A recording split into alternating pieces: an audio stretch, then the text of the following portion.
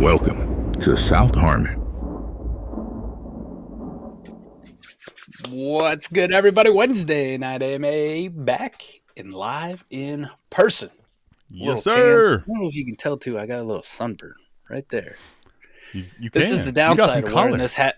This is the downside of wearing this hat backwards. It's a perfect spot to fry. Just put a, I guess in honor of me being in Chicago this past weekend, Adam. Beautiful. I got a Chicago sunburn bean. You know, like instead of being silver, it's just bright red. I love what I'm hearing. How you, buddy? I'm doing well, man. Dapper tonight. Look at you. Got our, South Harmon Jordan shirt on, which Mike wore and supported. Probably everyone's like, "What is that?" Or either didn't care in Chicago, But he's out there repping. I'd tell you save some pussy for the rest of us, but your wife will murder me in a month if she heard me say that. So yeah, it's not official. I will say this, though. You're right about that. I'm saving it all. We're saving as much as possible. Mrs. ATM, don't come after me. Don't worry, buddy. There's one thing I promise you. She ain't watching this. As you saw, started a little late. My kids come down. My wife comes down. We had a little bedtime pajama issue, which means I can promise you, Mike, she ain't watching right now, and she's not going to watch us on repeat as much as I wish. I miss my girls. D-Walk's in here, man. Let's Mike, I don't have a video or a hype up yet, but I will tell you the coming soon is coming soon. And pause on that. Speaking of save some for us, but it's coming soon, okay? But yes.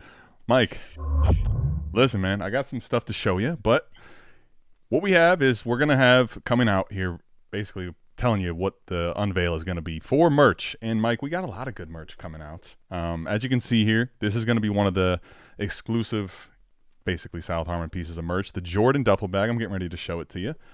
And basically we're going to have some exclusive drops before the pre-orders that we're going to make available to everybody in the Patreon to go ahead and get their hands on. So there'll be 4 different items, one of which will be strictly a Sauvage tier piece of merch. But if you go into the Patreon, go into the supporters, just the $1 tier, you'll see a new merch section where we'll vote for some of the exclusive drops that we're going to have. Basically for that, an exclusive drop will be something like this bag. I maybe have 1, maybe have 5. And you're going to be entered in a drawing where the person that wins will get the bag. And listen, I'm not charging crazy prices. We're basically just, marking up something super light. Just trying to get some more community vibes to the shitheads. And just remember, Mike, for the record, you missed a golden opportunity. What did I do? What I missed? Tell me. I would not be your best friend if I did not point this out, buddy. Well, then you stop me and you take it. Do it. Help me. You started talking about profit, right? Come on, wedding crashers. Don't make us out to be saints. We do turn a little bit of a profit. After all, someone's got to pay for the lap dances for the big guy when he goes to Chicago. That's true. That's true. You got me. There was no lap dances in Chicago. All right, this is my Bill Clinton moment. I did not have sexual relations with anyone but myself. If you play golf, right? Monica Lewinsky, for the record, right? We'll talk Monica Lewinsky. When you have a all-lip, no-hole putt, that's Monica Lewinsky, my friend. An all-lip, no-hole. Let's go. Jesus. I didn't know we were going to dive into Monica Lewinsky tonight. Neither did Hillary. Well, Mike, nope. Neither did Bill. But as soon as you brought Bill's name up, that's exactly where we're going. Come on. So I'll give you just a little preview of some things that we got. Yeah. Because Mike, D-Walk's been in the chat like every single episode, every single video. People have been strong on it. So I figured give the people what they want, right? This is a Jordan. This is a duffel, collector's duffel, right? So you can fit up to basically 4 to 5 pairs of shoes in here. And there's Velcro dividers, right? But this will be one of the South Harmon giveaways with the shit logo right there, buddy. I mean, if that ain't a shithead, man. I don't know what to tell you. And there's some other things in here, but Mike, curious what you think so far of the gear, and just so everyone knows, we're planning for some of the exclusive drops like the bag. If I already have it, we'll do an exclusive drop ahead of time, but the pre-orders, it takes a long time to get all the things run and in hand. So rough estimate for pre-order stuff, we'll probably get to you anywhere from early to late October, depending on how long it takes. Not bad, man. Right around my birthday month. Got some hats. Let's Handful go. of hats. Mike's wearing it. Yeah. I would say on the hat, the only thing I wish, Tell me. as you can tell, I'm a fan of the Your backwards. wish is my command.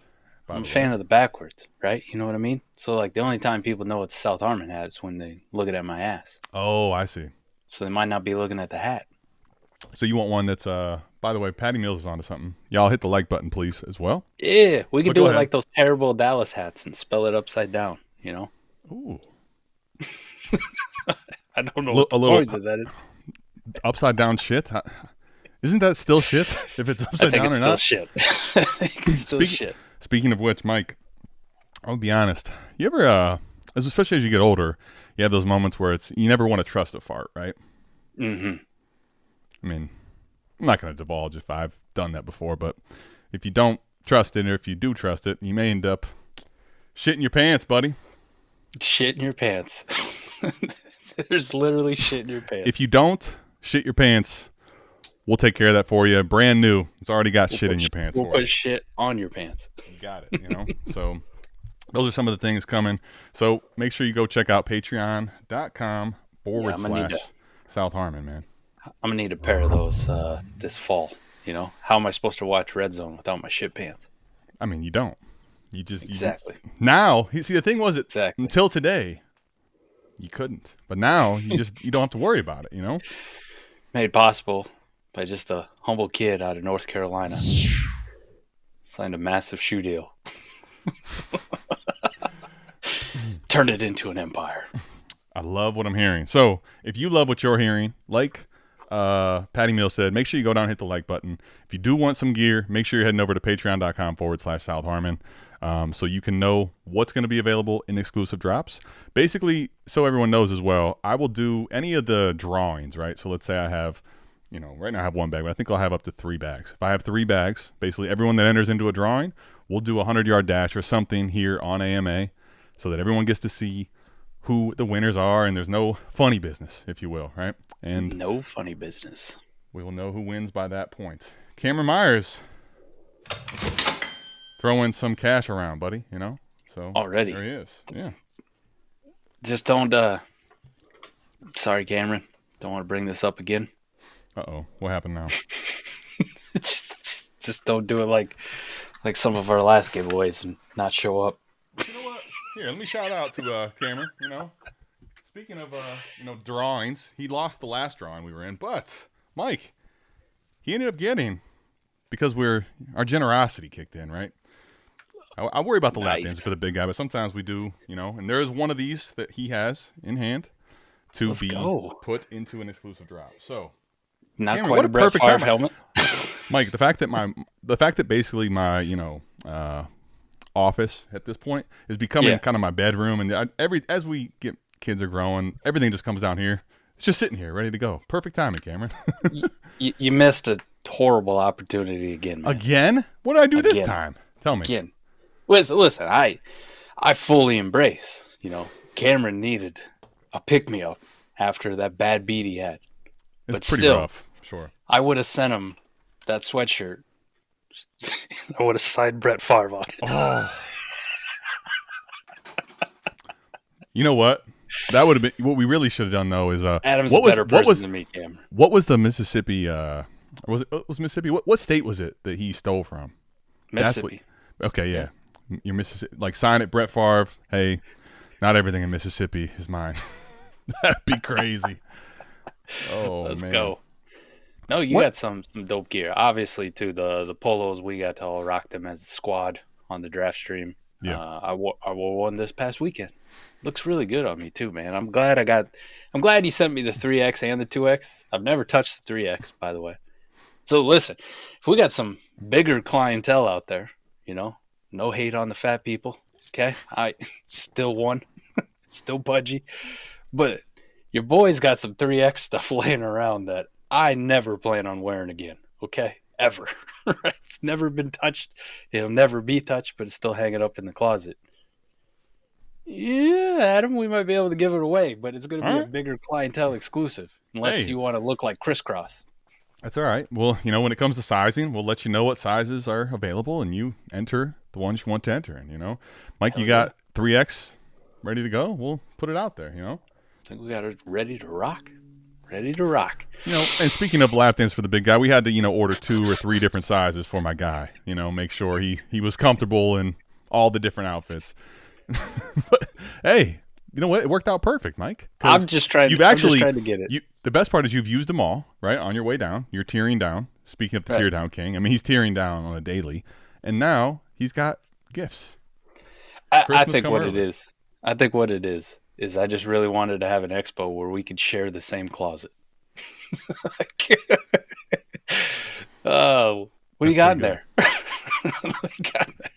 See if I can really confuse people. I just wear all the stuff Adam wears.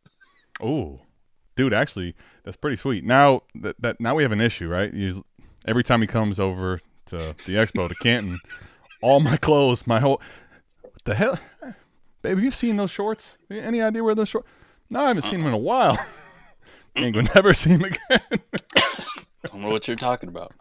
What shorts? All right, well, we got questions. It's way better than It's way better than the last time we were at an expo and my clothes got worn. Speaking of shorts, Mike. Speaking of shorts, I'm having some shorts running. I even have. You want to get crazy? You want to talk wild? It's not quite as good of a lap dance, but if you want to get close, how about a pair of swim trunks, huh? Oh, some shit swim trunks. Yeah. Give me some Speedos, man. Speedo summer. Speedo summer. Much love, and just wanted to unveil that. But Mike, anything on the moment that besides the closed mouths getting fed? You don't feed closed mouths. A lot of people have been asking. We've been wanting to know when the merch is going to be available. I wasn't sure we were really going to be able to do it, but we're going to try to pull it off, man. So before we get to questions, is there anything you want to talk about? And then I'll pivot over to Fizzle's intro, man. No, I ain't got much, man, other than I'll be unfortunately I'm gonna miss an AMA next month or this month. Shit. I was gonna say, so next month. We're talking August already. Holy shit. Yeah, shit. Oh, okay. Next week I will be here for AMA. The following week I will be out. I will be in Alaska for 10 days. Well, technically like 7 days in Alaska. Gonna go hang out with my brother, friend of the program, friend of the show. By friend, I mean I make fun of him all the time for peeing in a fucking tennis ball and also peeing in his own eye when he was like 4. I love what I'm hearing. Know what I'm saying? It's like, spend some time with the fam.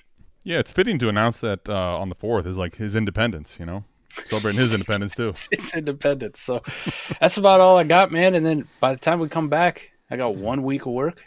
And then I'll be at your crib, man. I'll be at your house. I'll be with the boys. We are getting a house this year. Expo House 2025 is a go. Yep. It's happening. Can't wait. Speaking of the gear, it's happening. Speaking of the expo, it's happening. It's not going to be the school of old, unfortunately. Yeah. Gary, he already broke our hearts, though. We've had some time to know what's coming, man. Ripped our souls out. Sold that place to a church. Rob asking a Mike question. Ooh, not Denali. No Denali. We're taking a cruise. I believe first one is Juneau, Ketchikan, Sitka, and then someplace in Canada. And all the Canadians. Pello. There's a lot of Canadians here. DV. Yeah, like I just view Canada as like one place, like it's just one town in Canada. Yeah. So whatever Victoria is, I don't know how far that is away from my Canadian brothers. Could be forever. Mike has provinces. No, what is that? I don't fucking know. What's that shit? What's a loony? A toonie? There's quite a bit of Canadians in here. We got tariffs for that though, Mike. At least minimum, right? We do. Yeah, Matt. I'm sorry to break your heart, but we've been sleeping under a rock. Where have you been? I'll just say that for everyone. Where have you been? But yeah, it sucks. All right. Too soon. Yeah. Thanks. Thanks for bringing that back up, though, Matt. Are we gonna walk by that place? Speaking of pissing, by the way, hold on. Speaking of a perfect segue, Mike. I mean, you're talking about pissing in the tennis ball and in your eye. Yeah. Shout out to the memory we'll never be able to repeat of Matt Dennis pissing out a window, right? Yeah. At the school. That's probably why Gary sold the school. He's from the top floor. This place is covered in piss. From the corner, Matt Dennis just the stream. Speaking of a live stream, that was one hell of a stream. It almost hit me, and he's really lucky it didn't, because that would have sucked for him and everyone else. That would have been bad. It would have been. Yeah, Matt's not shying away from it. But you know what, man? Let's go ahead. We'll get into questions, which can talk about the pissing. We can talk about the shitting, the shit gear. Let's go ahead and get into it, man. Let's talk a little bit of Fizzle AMA intro, right? Old school? Let's do it. Old school. Welcome to South Harmon. Welcome to South Harmon. Hey, welcome to South Harmon. We glad you here today. Another AMA. Ask me anything. Super chat is cool if you wanna pay to play. Like and subscribe, that's what we really appreciate. Let me introduce you to the tear down king. Mike McNutty, ask your questions, he'll answer anything. ATM, you know Adam, put them graphics on the screen. Glad you tapped in now, stay tapped in for the team. Hey, everything is posted. Go follow the socials. South Harmon FF tag us if we get noticed. Welcome to South Harmon, we glad you here today. Welcome to South Harmon, we glad you here today. Another AMA. Welcome to South Harmon, we glad you here today. Fucking Adam disappears. What the fuck? The man gonna leave me hanging like this? This is some bullshit. Whoops. Okay. I haven't done the AMA intro in a while. I thought I had enough time to piss. And speaking of pissing out the window.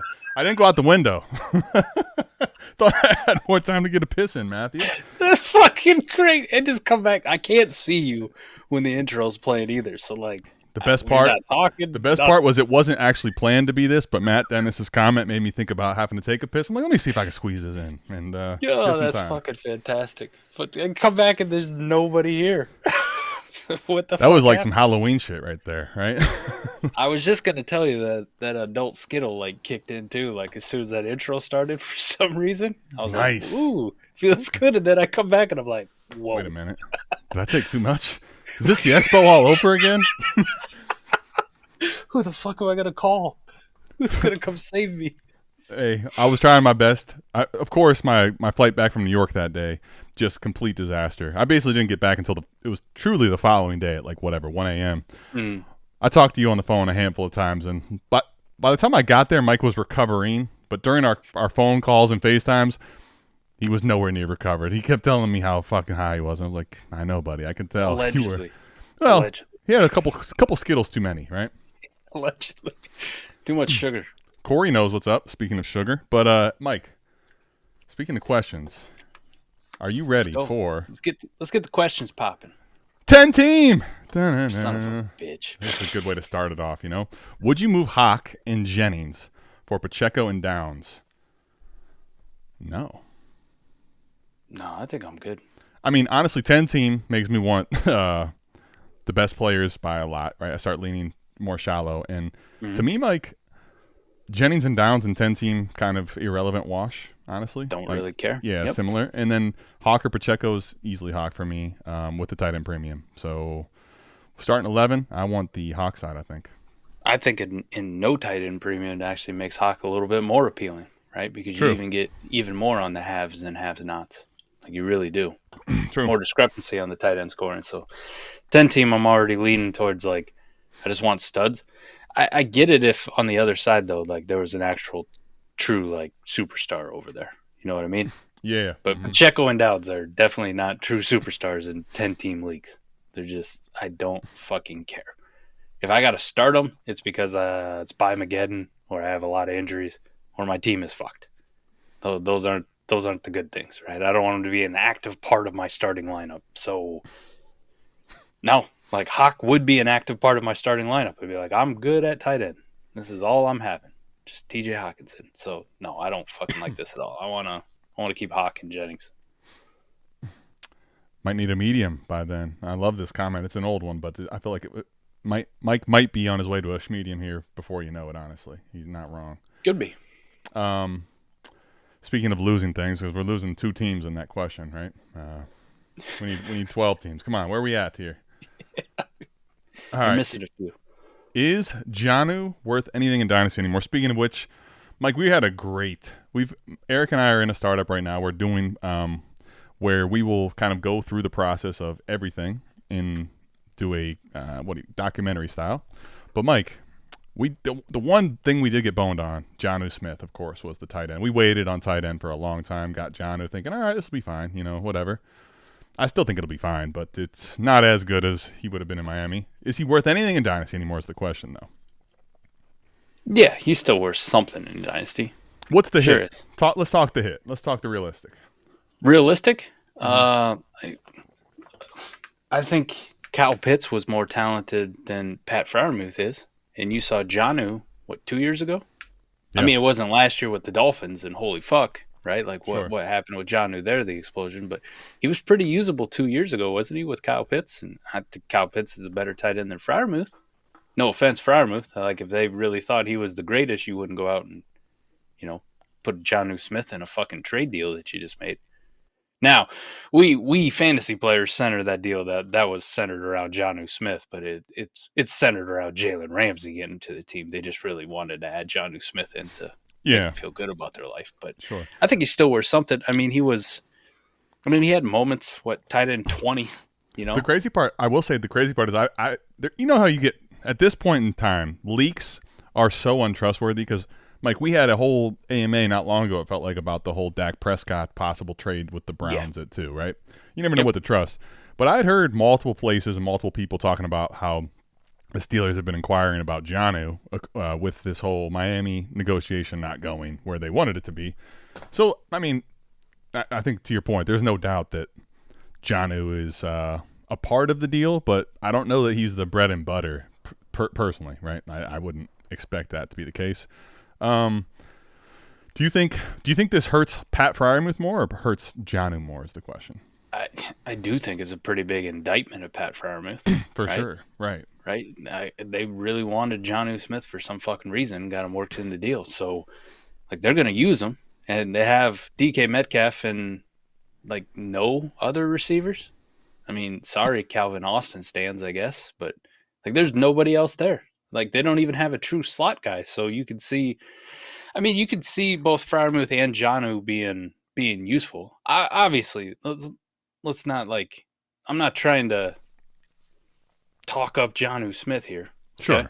Right. Obviously, not being in Miami as the only tight end worth a fuck on that roster in a Mike McDaniel-led offense. Right. What he did last year for the team, that was great. It was Jonnu is still kind of a value because this dude could have, top 7, top 8 upside again this year. And they peppered him with targets last year. Yeah, It was insane. And people moved him up in values, but they didn't explode his value where you're like, holy shit, see Jonnu's prices. Everybody was still kind of, okay, we're going to move him up, but just not nuts.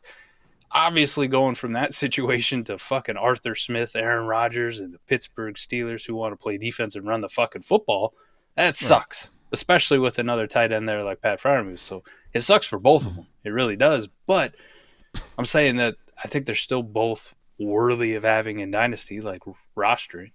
You're already fucked. You're not getting the Jonnu Smith value you were 2 weeks ago. It ain't happened. But no, of course. At this point, if you're would you rather have Jonnu or the third? I think I'll take Jonnu, man. I don't want to just flip him for just the third. I reserve the third thing for those project tight ends that everybody thinks is going to be awesome, and we just know that they haven't done shit, and they probably won't ever do shit. That's Ben Sinnott territory.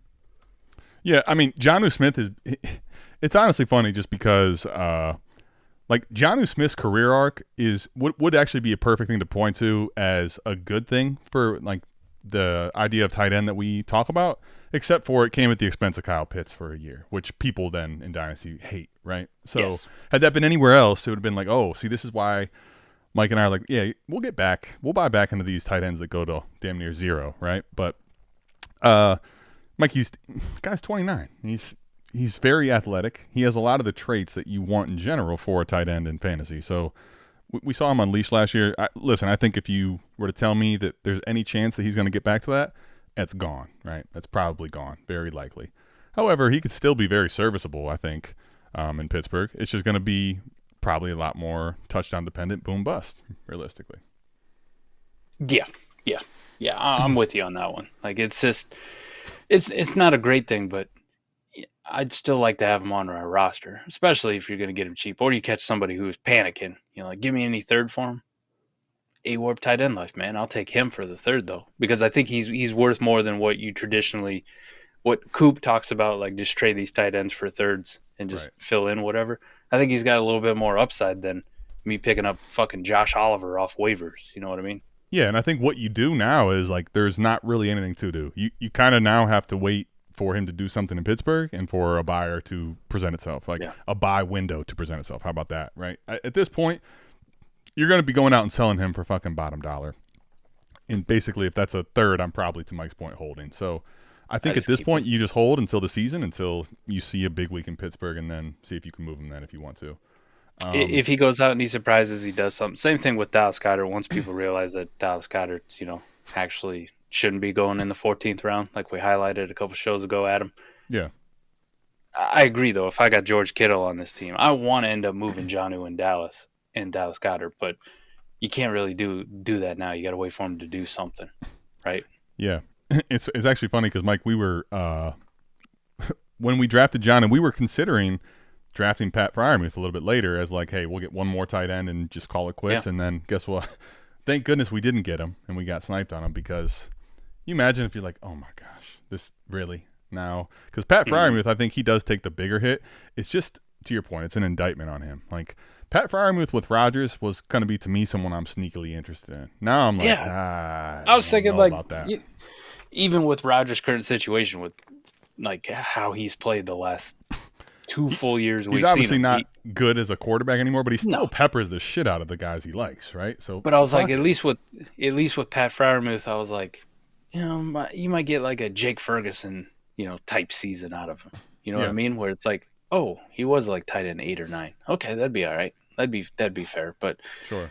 Now you're looking at like, best case for him and Jonnu, whichever one emerges, and you want one of them to emerge and the other one to take a fucking back seat. I don't know. Back end tight end 1 is like, it's like almost a dream scenario, which feels tough. Like I think it's more 15 to 15, 18, 20, something in that range. Finishes for both of them. Yeah. A warp tight end life is now his name, really. And yes, best ball, cool lineup. Like you still throw him in if you had no one else, but it just wouldn't. You'll never feel good about it, I don't think, in the moment. So anyway, what would the warp have to look like, Mike? What would a warp chart have to look like for you guys to want Bowers in round 1 and tight ends early in general? I mean, we've seen some of the charts. It's going to have to be where. Let me tell you my problem with it, even still, right? My problem with round 1 is essentially that I can even then build, I think, a team where I can draft a Kittle or a Hawk, right? Even if I have to reach on them a little bit, like round 5, round 6. Yes. My problem really becomes with taking Bowers in round 1, more so. This is what I talked with T-Rock about at one point when I did a mock draft with them on the marathon, right? And they were talking about, because Bowers came off in round 4 there. So the marathon, for those that don't know, is 3 rounds of rookies, and then you start drafting the vets. And it was kind of the exercise. You look at the teams afterwards, and I was like, well, the problem with Bowers is it's kind of like before you know if you have the luxury, making the luxury pick, right? That's the problem with doing this even still. But for me to consider it, it would have to be where you look at the upper quadrant, Mike, and there's more than one probably. There's more than one tight end in the upper quadrant. If that's the case, okay, we're probably looking at and I would say more often than not, Mike, that's at least a 2-point tight end premium at minimum, if not higher than that. So, even then, my caveat is I don't know that I want a team build that way. But that's what it would have to be, points per catch wise, for me to start even considering it, and what the warp chart would have to look like. What do you got? Yeah, it's got to be pretty similar to there. I'll say one. We're in the league together, South Harmon Dynasty Degenerates, the fucking one that you created that's all like fucked. It's a best ball, like starts 16. So you start to get to those amount of starters, Adam, right? Like you see the quarterback position get way devalued, right? Like you still want some of the good ones, but there you go. This traditional strategy of like, dude, I'm probably taking a quarterback in round 1. You know what I mean? You could throw that one out the window, right? Running backs are through the roof, but still, if you're in a startup like that, outside of like Bijan or Gibbs, maybe Genty, you got like 3 running backs, and then every other running back that you like, you're not considering them in round 1, even in that warp of like that kind of crazy thing, right? Like, Yeah. I wouldn't. I'd fucking have a tough time being like in a dynasty league. I took Saquon Barkley in the first round, at the 112. Yeah. What the fuck is wrong with you, boy? What the hell did you do? No.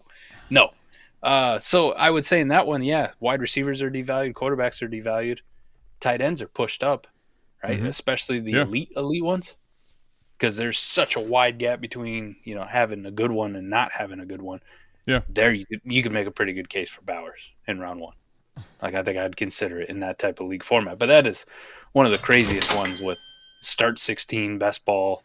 And because you have so many starters and you got to start 3 running backs, the running backs are through the fucking roof, like 4 wide receivers, and we start 2 tight ends, whatever it is. And then all these flexes that you're filling out makes the quarterbacks almost dog shit. You know what I mean? It does. That's where in that one you took them like begrudgingly, but it got to the point where you had to like 108, right? And yeah, I guess to your point, there is a format, but yeah, in a super flex league, it would have to be devaluing the quarterback probably for me to start considering in round 1. Yeah. Here's a super chat, which by the way, this was already Cameron Myers. Appreciate the super chat. He was in Savage earlier today talking about this question, and Mike, this is now your question because I've kind of given some for $20, man. $20. I mean, listen, you can throw that money around again, right? It's but more Mike, cash. this is a start 8-12 team league, okay? So because it's so shallow, right? It definitely puts the more shallow it is, the more emphasis it puts on those premier players, right? And that's why, especially like when we get the best ball, we get to start 12. It's like, hey, I want this shit spread out. But with that in mind, he was offered for his 101, which is Genty in this format, right? The 105, a 26 first, and a 27 first. Now, his team, which we'll get to the lab and we'll get to the warp tool here, right? I said to do the trade, but the team that he has currently, Cameron Myers' team, which Cameron, go ahead and give me your sleeper username so I can go over to the lab and put that in. But Mike, his team needs running backs, right? So his team is like basically loaded everywhere. He's got Malik Neighbors, he's got all these good players, but he does need to get running backs. He's got 101, 104, 106. This is going to basically remove 101 and give him 105. Would you make this trade considering the other team as well, which we'll get to on the lab, is he earned the 105. You give him Genty in a start 8, definitely makes his team much more competitive, but his team is extremely shallow. Where are you at on this trade? I want the picks. Me too. I want the picks easily. I wouldn't even think twice about this one. So, Genty, I think we established on this show, talking about hit rate charts, care of DB. Shout out DB, again, my Canadian brother. We established that Genty is like S-tier running backs with his draft capital. They're God mode for hit rate wise. Like, I mean, they're locks to be gods at some point within the first 3 years. Awesome, right? Like that 100% hit rate for top 12, right? A start 8 team that needs running backs. This is godsend. S-tier wide receivers. I also covered those, like Tet and Travis Hunter, which at the 105, you're going to get one of them. If not one of them, then you're getting another round 1 running back in Amari Hampton, or you're walking into Cam Ward and a start 8 super flex, which, hey, quarterback value is going to get bumped up in the warp, right? Because now it's 2 positions for quarterbacks. So quarterbacks are going to be really fucking high, really high too. I say that to say, no matter what you pick at 105, is also going to be a good player. Now, is it quite as good or a lock as Ashton Genty? No, but of course not. We got a top 5 that is like, you want to talk just hit rates and remove all the bias from it? All of them. You should be very comfortable drafting all of them or any of them. So you're still getting one of those guys. You're making a bet against this guy for 2 fucking years now, 26 and 27, which this is going to trigger whoever the fuck argues with me, buy Apple in the comments.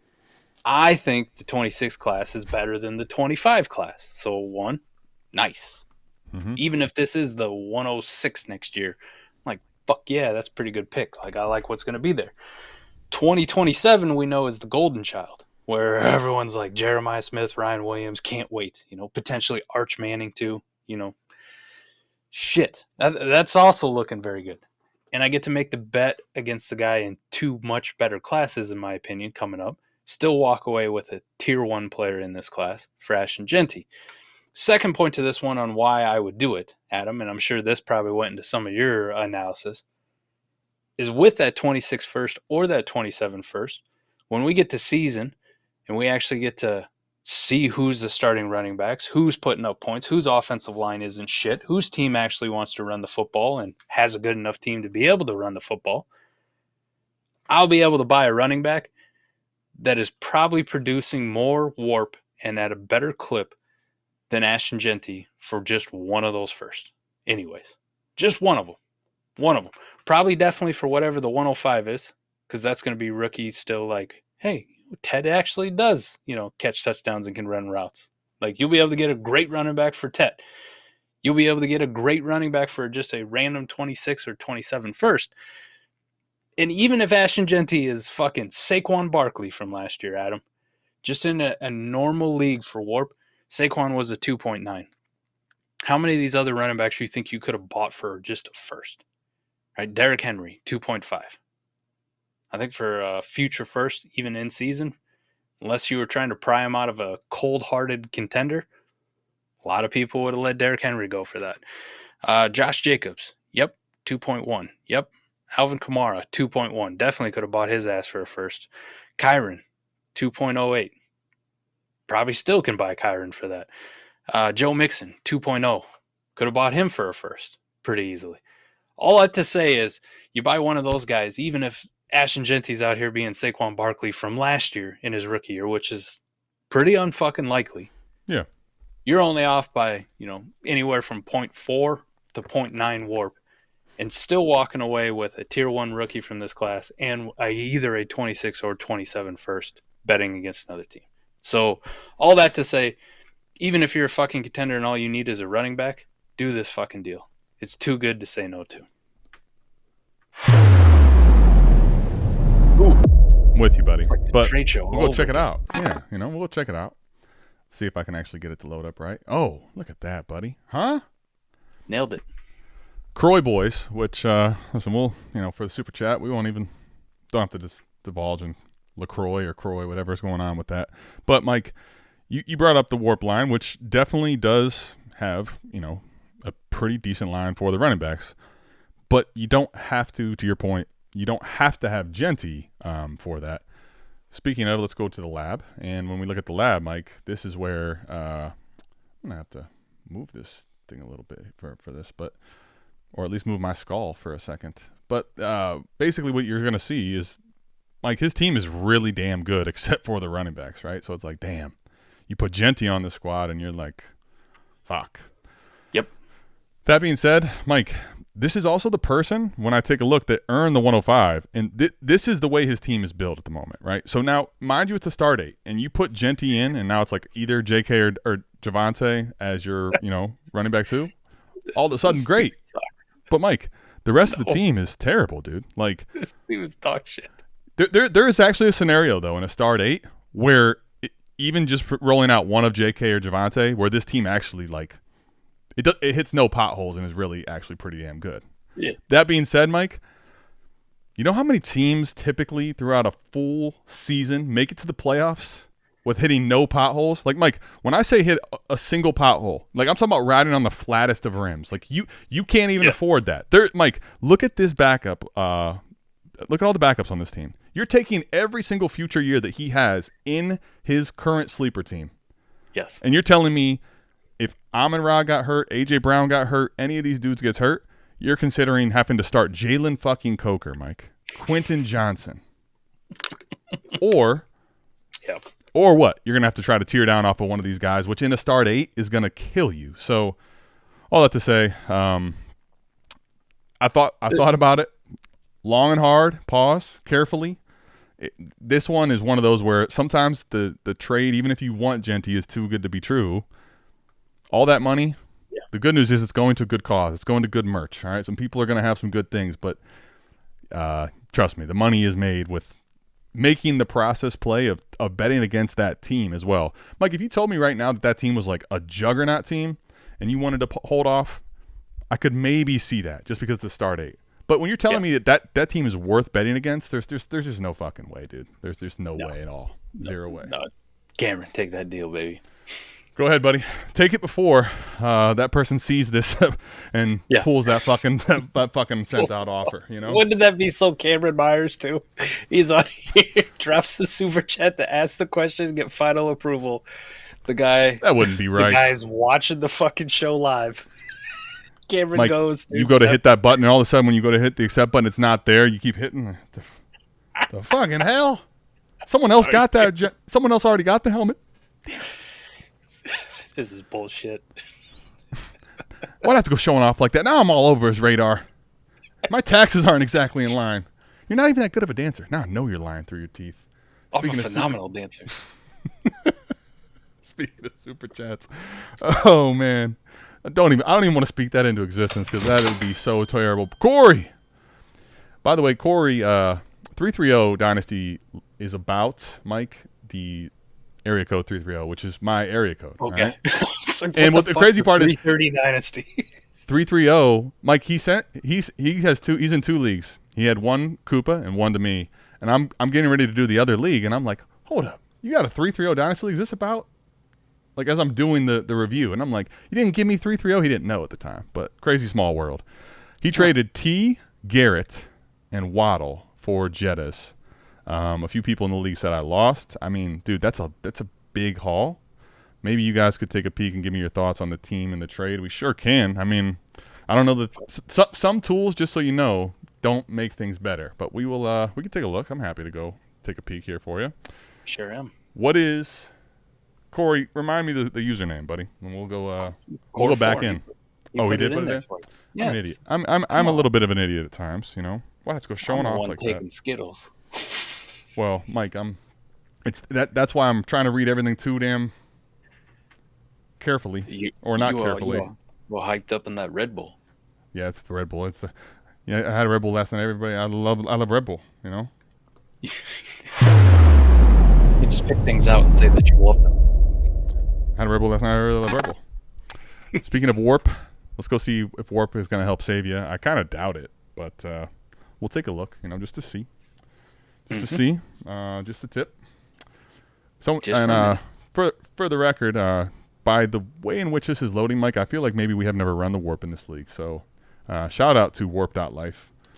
Corey, as someone that's got a team review from me, hit me up and I'll get your code, get you set up. You know. Yeah, I just ran it on this one. Hey, Cameron, good job, buddy. Listen, he accepted the trade. Cameron. Good job, Cameron. I'm so happy for you. Like, you don't even realize how happy I am for you, you know? Like, I genuinely am happy for you. But let's go back to the super chat. All right. So, Mike, here's what we're looking at, right? This is single year. I mean, we'll get into the other specifics of it too. But when I'm just looking at this on the surface, you're telling me right now, Justin Jefferson. Sure, he could be this. But, Mike, that was not him last year, right? Last year, where was the kid at? 2, okay. So 2.159, he's still really good. Mike, here's the question, though. With Garrett Wilson, I think this comes probably down to a lot of what you believe about Garrett Wilson and T. Higgins, personally. Where are you at with this trade in a 3-for-1? We'll get over to the lab here as well to take a look at. Well, here's a great thing. In this fucking league last year, Garrett Wilson was 8. That's one of the things, when people are like 8. People with Garrett Wilson, part of the reason I'm a little bit still bullish on him is, yes, he did not hit quite the expectations I think that some people had, but also sneakily, Mike, he was a top 10 receiver last year, and the situation wasn't that great. So, to your point, you telling me Justin Jefferson couldn't be 5, 4, like CeeDee Lamb is? The difference is almost negligible just in those two guys. Again, you can't project or predict points in Warp for every player every year. But, you know, to your point, I think you tier down to Garrett Wilson. If it's going to net you T. Higgins now, what do you think? T. Higgins was a 1.6. Wide receiver 15. 1.6. Wide receiver 15? Yep. Oof. Wow. 1.463, buddy. Yikes. Yep. Wait, is it Dynasty? Which league are we in? 330 Dynasty. I'm on the wrong league for the record. That's speaking of Skittles, yeah, I need some Skittles because I'm in the wrong league. No. T. Higgins 1.592 Warp, wide receiver 15.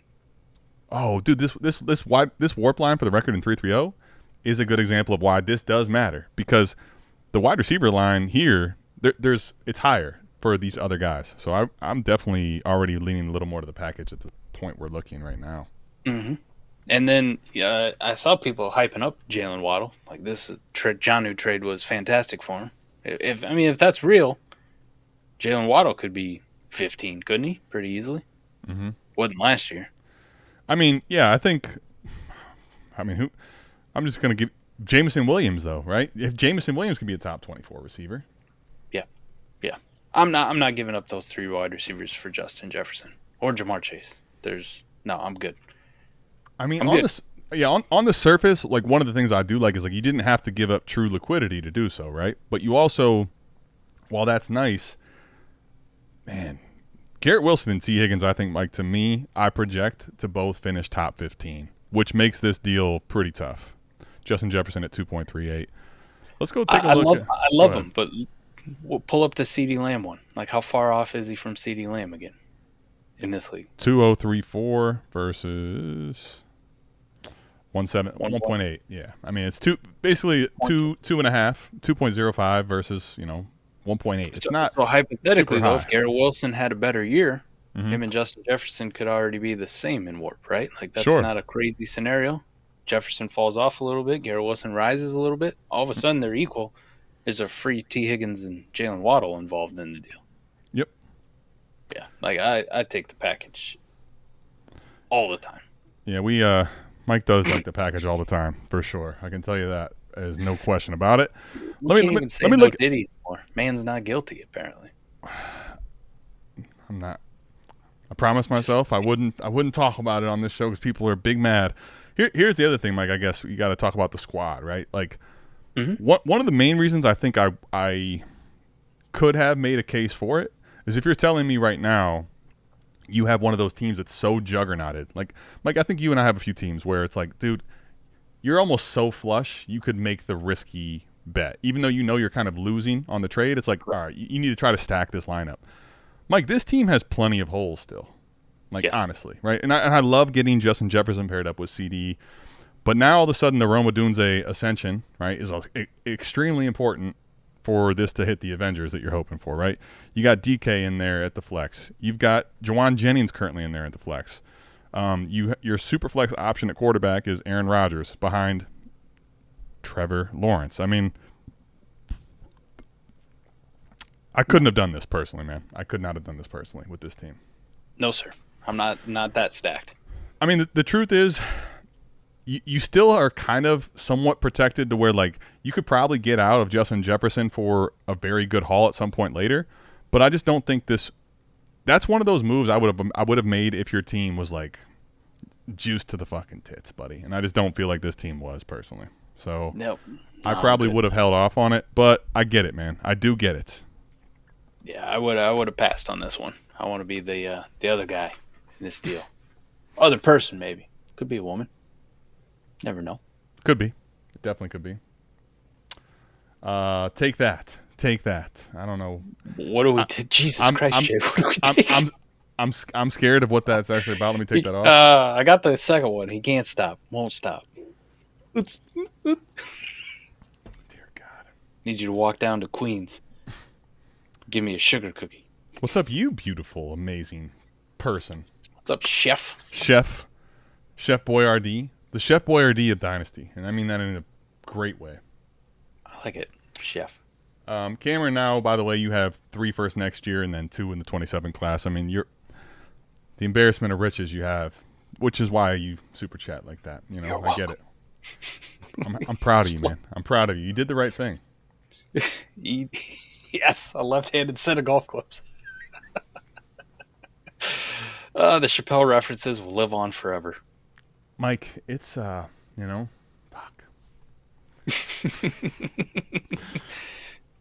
Dude, I lost it. Like 16-year-old me fell on the fucking floor when we started talking about I needed you to go down and give me the breast milk of a Cambodian immigrant. Breast milk, you make my day. And now come full circle, me as a 38-year-old man, and everything in the news about Diddy, I'm like, what the fuck was Dave on to? Dave knew some shit. Mike's the only one I've seen brave enough to admit. If you thought Mike wasn't brave enough to admit that, come on. You know Mike will admit that. You know he'll admit that. So, yeah. I mean, but those, appreciate the super chats. As far as the questions go, we got those all the time, anytime. Is J.J. McCarthy, Pearsall, Mike, 26 first and 27 first, mid to late, enough for J-Day? Second-year orphan rebuild. So, clearly, you're talking about a team you got to blow it up. Would you do this? Would you go from the J-Day down to J.J. McCarthy to get 2 first from a team, that's probably good but has a chance to bet you're betting against them, and Pearsall? Is that enough? As the man who stood on business with Jane Daniels. You're welcome. The biggest fucking truther out there for him, I think if I'm in a rebuild, Adam, I think this is enough for me to take it. Maybe it's just my J.J. McCarthy love, but I think there'll be a value ascension on J.J. McCarthy. I really do. So I'm gonna get a plus, right? So, like when I go to trade J.J. McCarthy, he's gonna be worth a lot more than what I'm paying right now. Pearsall, probably the same thing, man. Like I'm starting to become pretty bullish on old Ricky P. So here I think is the question about. I think what makes this one interesting because. Like, in general, if I'm in an orphan that's so bad, I want to get rid of Jaden Daniels. It's not that I don't like Jaden Daniels. It's that, like, hey, this is one of my team players that I can actually extrapolate a lot of value. I need to multiply assets. Here's the reason. If you were hesitant on this or you decided not to, the reason I think it could go both ways, where if you make this trade now, there's a ton of upside to be captured potentially in either one of J.J. McCarthy or Ricky P. Like if Ricky P has a few good games, like I'm talking top 15 finishes, like his value's going to probably balloon quite a bit, right? And same with J.J. McCarthy. The question I have, or I shouldn't even say it that way. If you had a hesitation, it would be if I'm trading off of Jaden Daniels, maybe you go in season specifically where you're getting something that's a little more secure. Because also if J.J. McCarthy, like the way J.J. McCarthy at the moment is being talked about and what his situation he's walking into, I think he's going to smash. But if he didn't, right, and that's an asset that you're like, damn, you're losing value on. Same with Pearsall.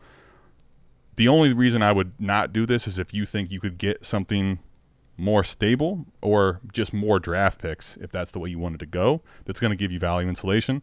I think these guys both have balloon markets potentially, and you're kind of in a situation where I think you should play that hand. You should be wanting to have shots that have value spikes. But for J-Day, you might want something more secure. That's the only thing that I would basically bring to the table because I think the value makes sense.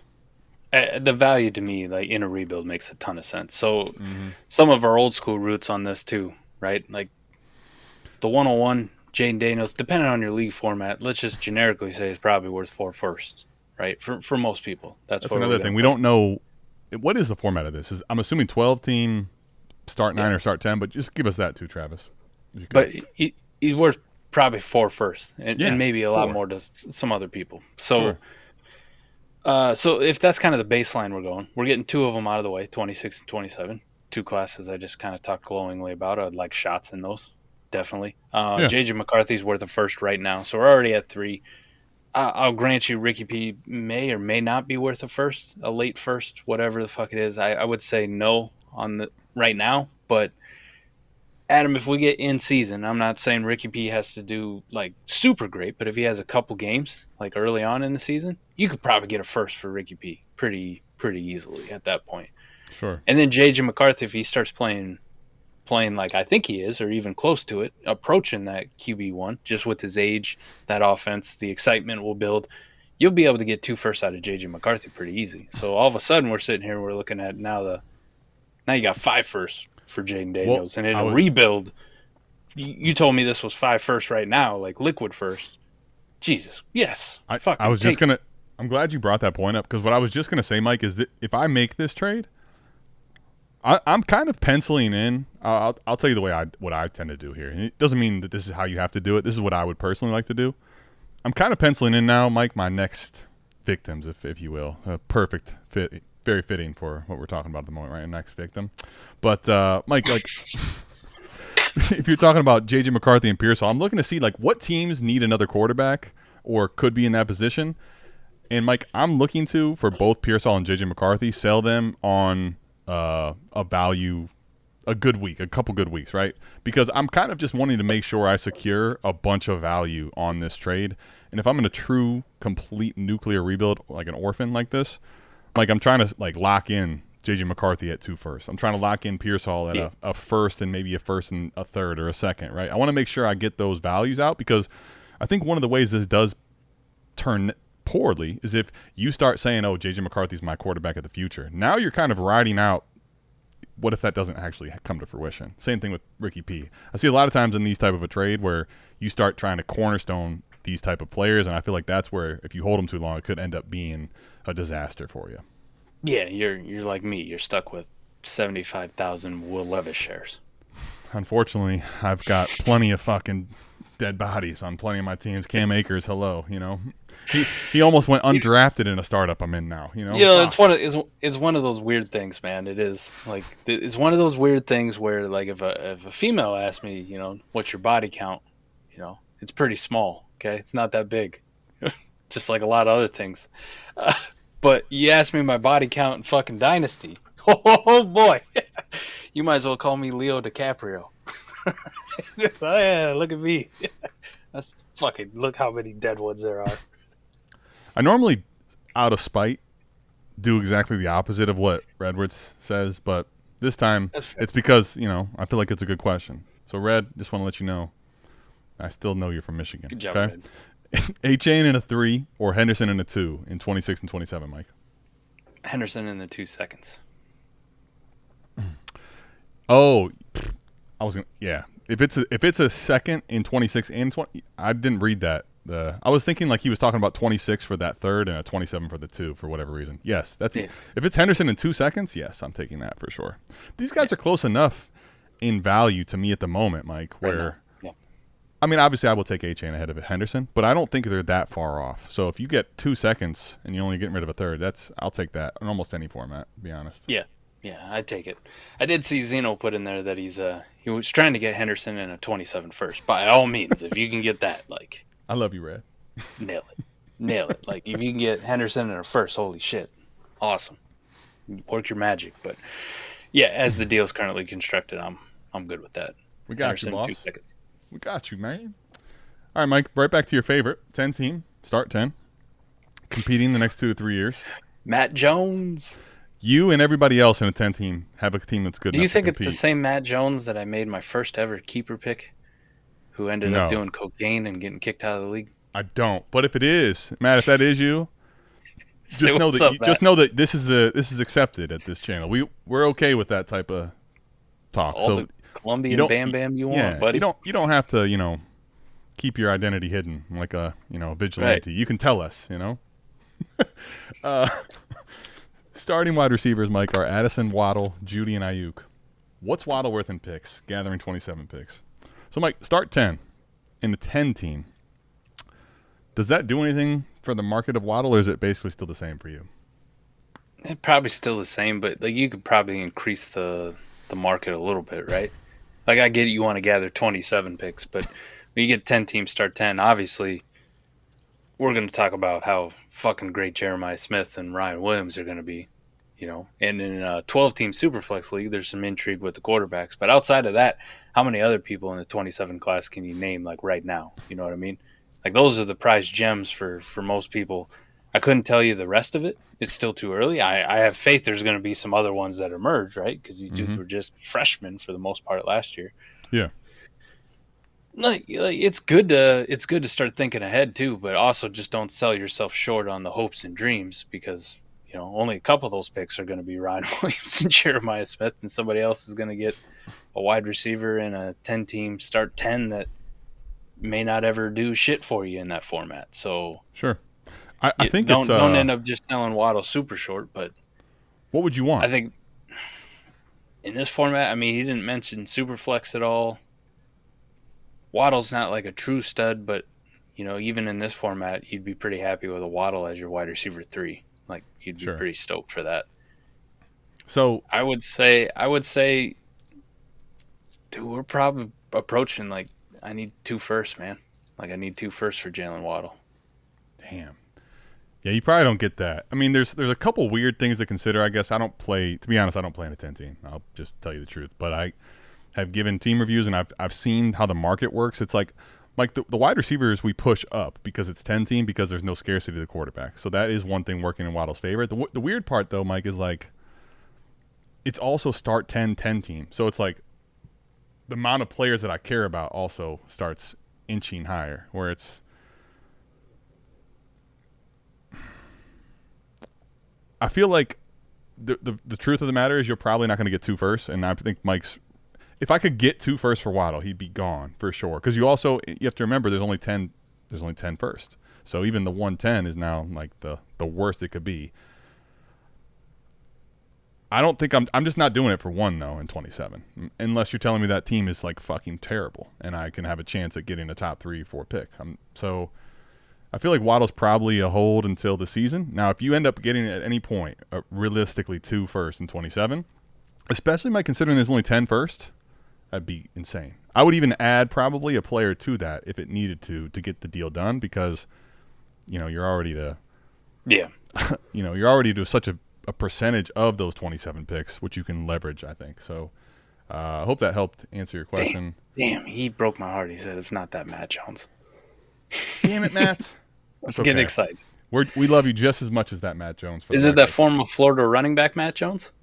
Played for Washington there. Now, if that's you, now I'm even more excited. Matt Jones? Yeah. Here's a question. I don't know. Actually, hold on.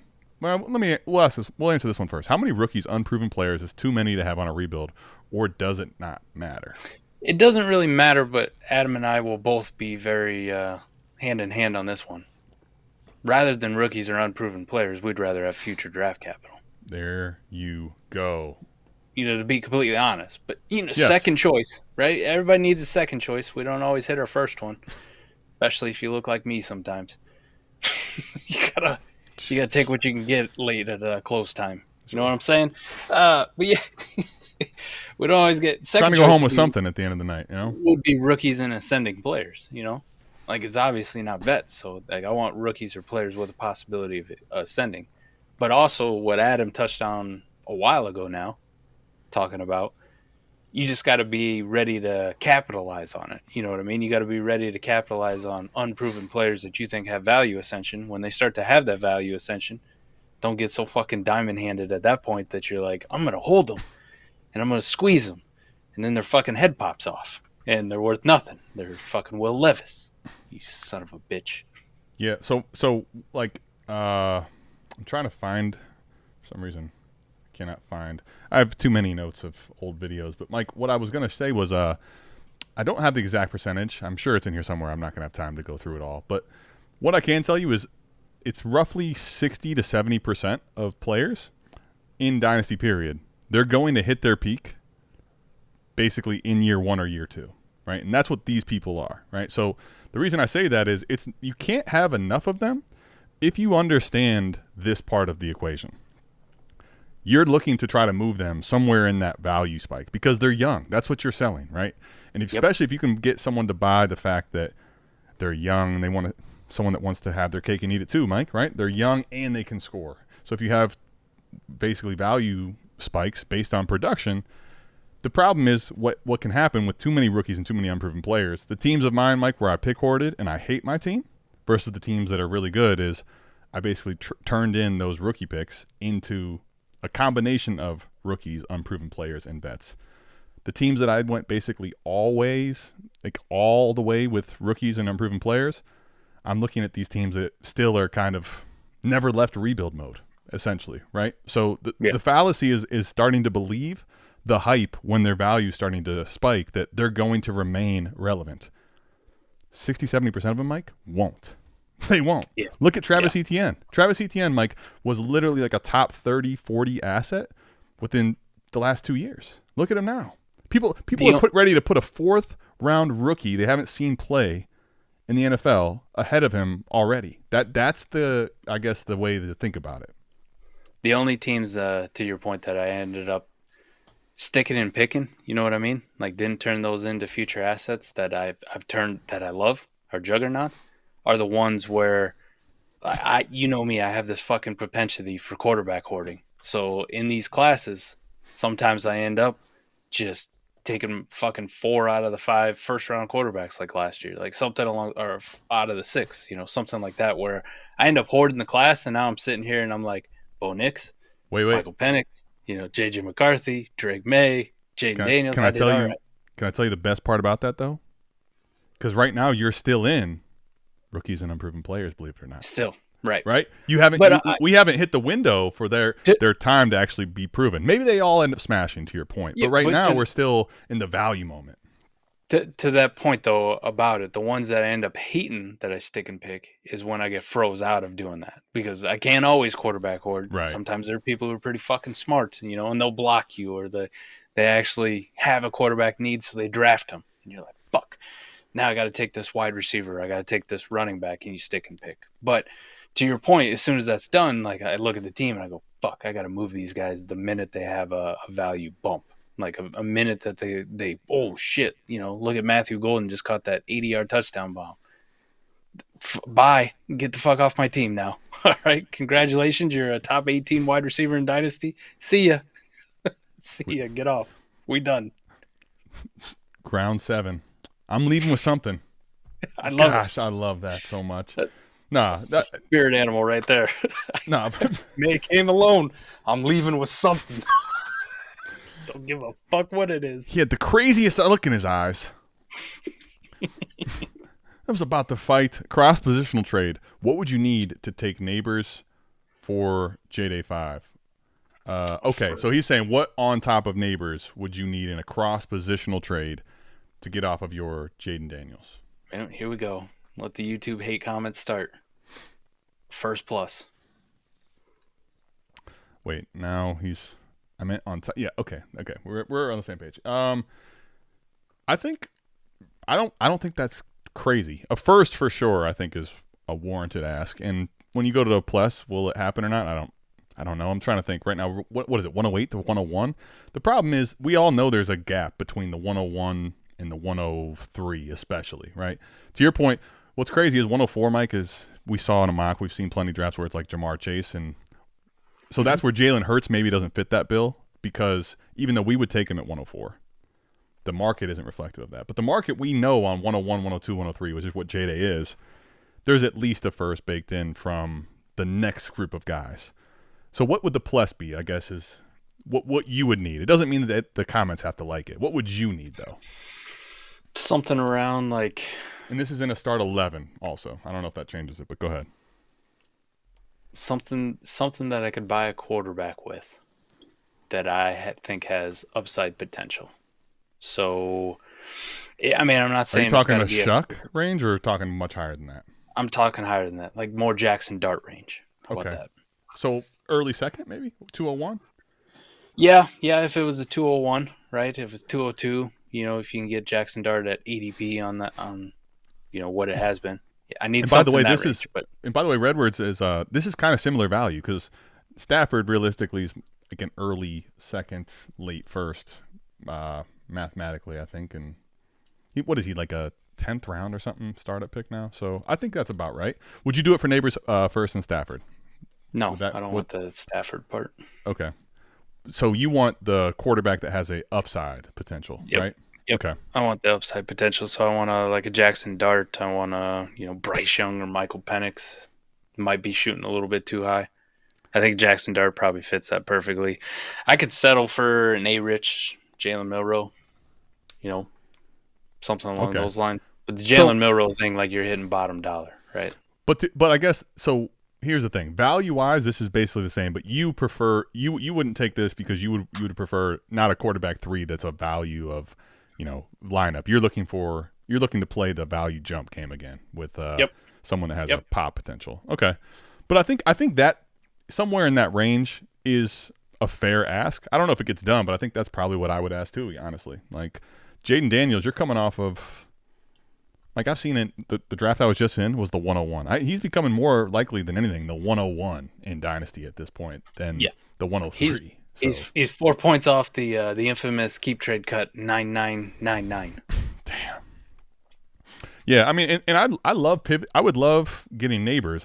It's my wide receiver 1, but there's Jaden Daniels is one of the him quarterbacks. So I think at least a first and a early second, something like that is a fair ask, and that's if the comments hate it, the comments hate it, but I think that's fair.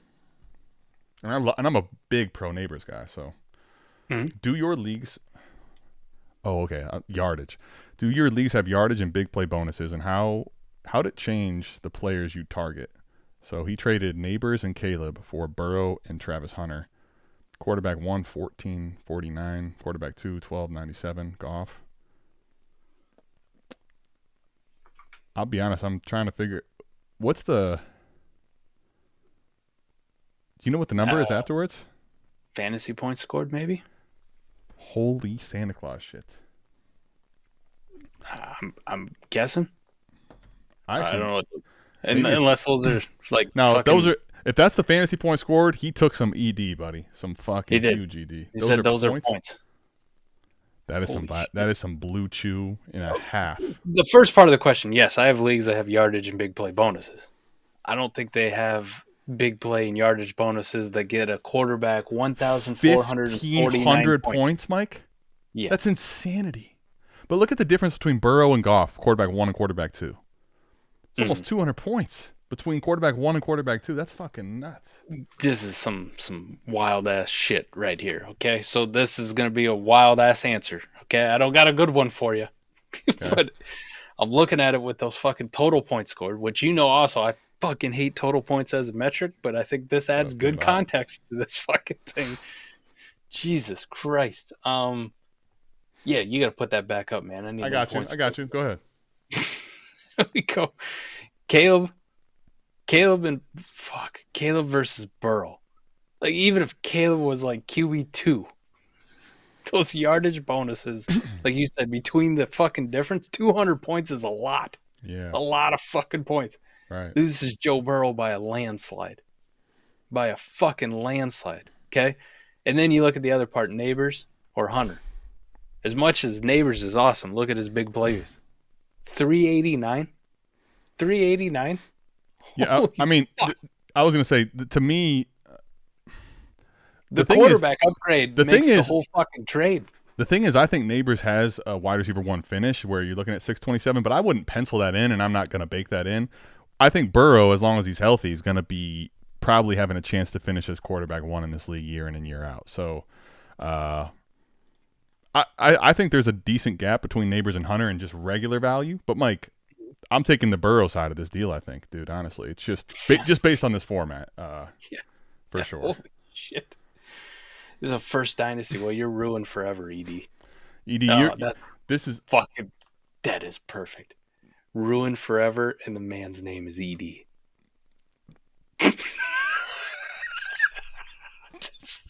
I'm sorry. That one came out. All right, we're gonna go 2 more questions. That's great. ED, how do you both feel about Fields, Richardson, and Milroe? We love them. I have all 3 on my dynasty, and I'm trying to find roster spots. I think they're undervalued and unsure how to navigate with league mates. I love them. I mean, none of these players at the moment I think would be prudent to trade unless you're getting way more than market for them. Correct. So that becomes the problem. And I doubt you're asking me and Mike this question if you're getting more than market because you've already traded them. So right. I think they're holds, and I think all of them will have potential. I'm not going to say they're guaranteed to. I think they all have potential for in season they go for a crazy rushing game where you can now potentially move one of them. But I feel like you have to, in a 12-team Superflex league, as long as that's what this is, I feel like I've got to hold these 3 personally. That's important. If this is a 1 QB league, don't give a fuck. It's time to move on from somebody. Yeah. If it is a 12-team Superflex league, like I'm trying to find roster spots, I'll find roster spots for these 3 fucking guys because there's not going to be a lot of dudes I'm keeping over them, right? Not keeping fucking Shamir DK over potentially Jalen Milroe or Anthony Richardson. Yeah. With you. Fuck. I mean, I love them all, and you're right. They're all undervalued.